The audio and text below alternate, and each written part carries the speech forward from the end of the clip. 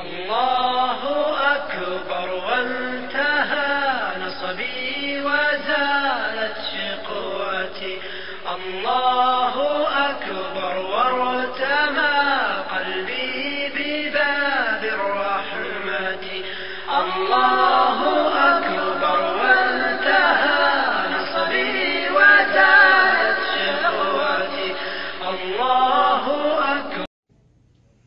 לגבי המלחמה, אנחנו נמצאים כרגע במלחמה סביבתית היקפית, כמו שאתה רואה,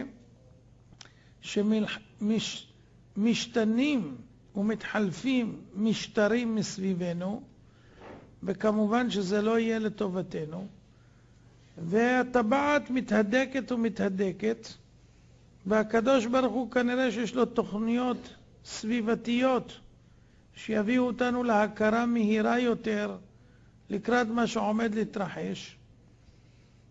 בדרום אתה רואה שזה מתחיל להתעורר שוב פעם, מתכוננים כנראה למשהו כעין עופרת יצוקה א', ואיראן מתחמשת בינתיים וממשיכה בתוכניות.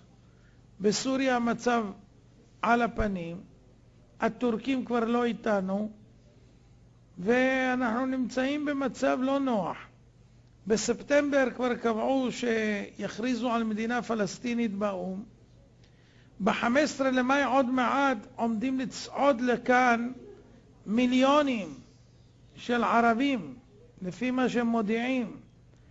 מה שאני אמרתי במשך שנים רבות, מה יקרה אם יבואו הפלסטינים והמוסלמים ויצעדו אלינו מיליונים? מה נעשה? אז זה כבר מופיע היום ביוטיוב ומופיע במקומות אחרים גם עם תרגום בערבית.